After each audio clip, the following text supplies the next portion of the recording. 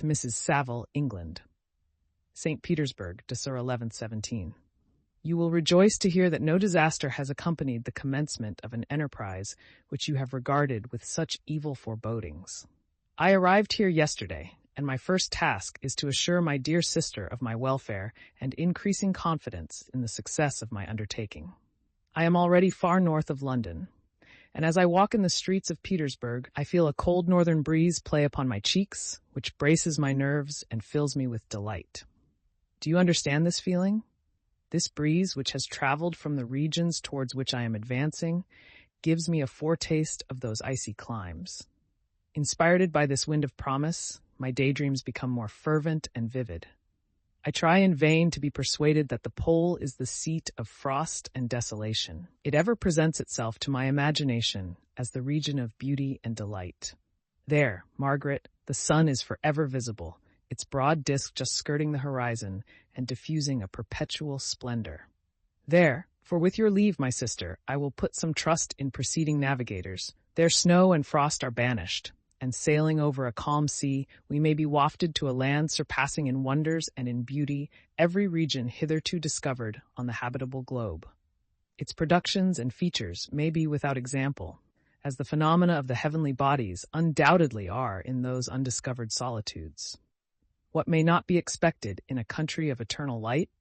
I may there discover the wondrous power which attracts the needle, and may regulate 1,000 celestial observations that require only this voyage to render their seeming eccentricities consistent forever. I shall satiate my ardent curiosity with the sight of a part of the world never before visited, and may tread a land never before imprinted by the foot of man.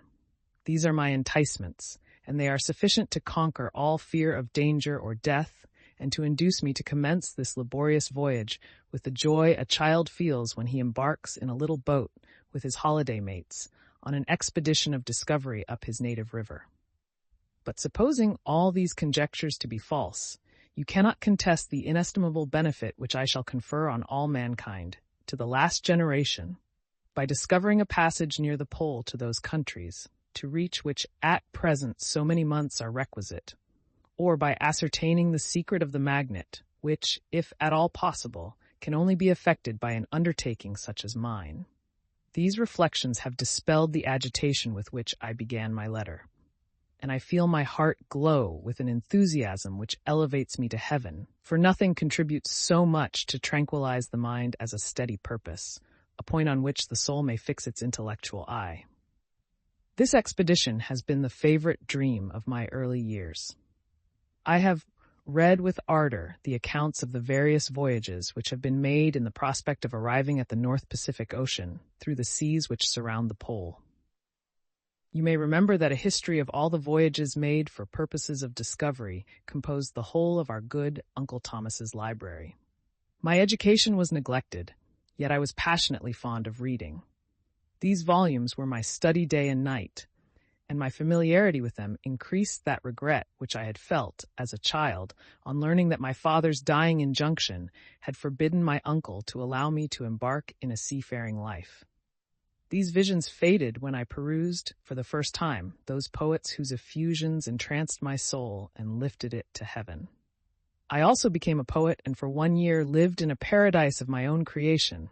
I imagined that I also might obtain a niche in the temple where the names of Homer and Shakespeare are consecrated. You are well acquainted with my failure and how heavily I bore the disappointment. But just at that time I inherited the fortune of my cousin, and my thoughts were turned into the channel of their earlier bent. 6 years have passed since I resolved on my present undertaking. I can, even now, remember the hour from which I dedicated myself to this great enterprise. I commenced by inuring my body to hardship. I accompanied the whale fishers on several expeditions to the North Sea. I voluntarily endured cold, famine, thirst, and want of sleep. I often worked harder than the common sailors during the day, and devoted my nights to the study of mathematics, the theory of medicine, and those branches of physical science from which a naval adventurer might derive the greatest practical advantage. Twice I actually hired myself as an undermate in a Greenland whaler, and acquitted myself to admiration. I must own, I felt a little proud when my captain offered me the second dignity in the vessel and entreated me to remain with the greatest earnestness. So valuable did he consider my services. And now, dear Margaret, do I not deserve to accomplish some great purpose? My life might have been passed in ease and luxury, but I preferred glory to every enticement that wealth placed in my path. Oh, that some encouraging voice would answer in the affirmative. My courage and my resolution is firm, but my hopes fluctuate and my spirits are often depressed. I am about to proceed on a long and difficult voyage, the emergencies of which will demand all my fortitude. I am required not only to raise the spirits of others, but sometimes to sustain my own when theirs are failing. This is the most favorable period for traveling in Russia. They fly quickly over the snow in their sledges. The motion is pleasant and, in my opinion, far more agreeable than that of an English stagecoach. The cold is not excessive if you are wrapped in furs, a dress which I have already adopted, for there is a great difference between walking the deck and remaining seated motionless for hours, when no exercise prevents the blood from actually freezing in your veins. I have no ambition to lose my life on the post road between St. Petersburg and Archangel. I shall depart for the latter town in a fortnight or 3 weeks, and my intention is to hire a ship there, which can easily be done by paying the insurance for the owner, and to engage as many sailors as I think necessary among those who are accustomed to the whale fishing. I do not intend to sail until the month of June. And when shall I return? Ah, dear sister, how can I answer this question? If I succeed, many, many months, perhaps years, will pass before you and I may meet. If I fail, you will see me again soon, or never. Farewell, my dear, excellent Margaret. Heaven shower down blessings on you and save me, that I may again and again testify my gratitude for all your love and kindness. Your affectionate brother, R. Walton.